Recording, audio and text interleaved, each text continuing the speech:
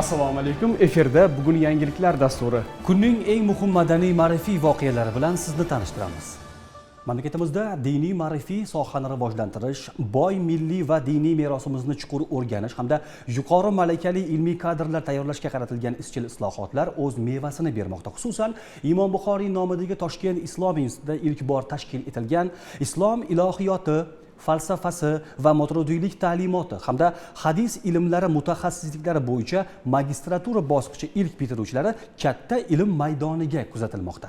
Gap shundaki, O'zbekistondagi Islom sivilizatsiyasi markazida mazkur yo'nalishlar bo'yicha dastlabki magistrlik dissertatsiyalarning himoyasi bo'lib o'tmoqda. Ilmiy doira vakillari va keng jamoatchilik e'tiborida o'tayotgan ushbu muhim jarayon tafsilotlari muxbirimiz lavhasida. Toshkent Islom instituti mamlakatimizda diniy ta'lim va ilm-fan rivojiga munosib hissa qo'shib kelayotgan nufuzli ta'lim muassasalaridan biri hisoblanadi. Davlatimiz rahbari tashabbusi bilan yo'lga qo'yilgan magistratura bosqichining ilk bitiruvchilari bugun magistrlik dissertatsiyalarini muvaffaqiyatli himoya qildi.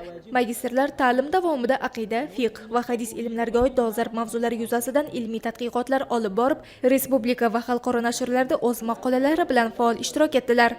Bugun mana 10 ta himoya boshlanyapti. 10 ta magistr himoyasidan bittasi arab tilida va eng dolzarb mavzularda bo'lyapti bu himoyalarki, mana biz birinchi o'ringa qo'ygan himoya arab tilida dissertatsiya yozilgan va himoya qilinadigan himoya Imom Moturudiyning, bizni buyuk ajdodimiz, butun dunyo tanigan ajdodimiz Imom Moturudiyning mutashobih oyatlar bo'yicha tutgan yo'llari deb nomlanadi va bu dissertatsiya tayyorlanishida Imom Moturudiy Xalqaro ilmiy tadqiqot markazi mutaxassislari albatta ilmiy maslahatchi sifatida jalb etilgan va bizni xalqaro ekspert sifatida Sa'd Damanxuriy ustoz bor. Mana shu bizni Imom Moturudiy markazida ishlaydilar va bizni institutimizda dars beradilar. Mana shu ustoz ham o'z fikrlarini bildirib, talabamizni mana shu dissertatsiyasini chiroyli, mukammal tarzda tayyorlashiga albatta hissa qo'shganlar. Magistrantlar ta'lim jarayonida ilmiy tadqiqot markazlarida amaliyot o'tab, manbashunoslik va noyob qo'lyozmalar bilan ishlash bo'yicha muhim tajriba orttirdi. Ular tomonidan jami 50 ta ilmiy maqola va tezis nashr etilgani esa yosh tadqiqotchilarning ilmiy salohiyatini yaqqol namoyon etdi.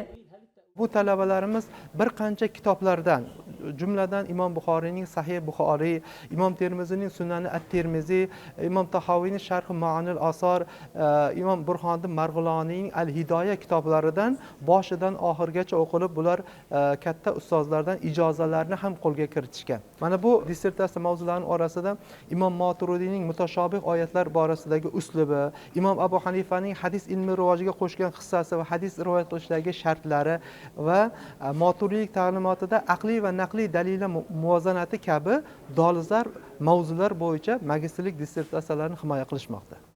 Magistrlik dissertatsiyalari Imom Moturudiy ta'limoti, hadis ilmi, sunnatning jamiyat hayotidagi o'rni hamda zamonaviy diniy ma'rifiy masalalar atroflicha tadqiq etildi. Bu esa magistrantlarning sohadagi dolzarb mavzularni chuqur o'rganganini ko'rsatdi. Mani himoyam Imom Moturudiyning mutashobih oyatlarni ta'vil qilishdagi manhajlari, metodologiyasi haqida. Bu yerda bu mavzuni olishimni sababi, o'zi oldindan bu mavzuga o'zim qiziqib, kitoblarda tafsirga qiziqib, Imom Moturudiyning tafsirini ko'p qiziqib o'qirdim.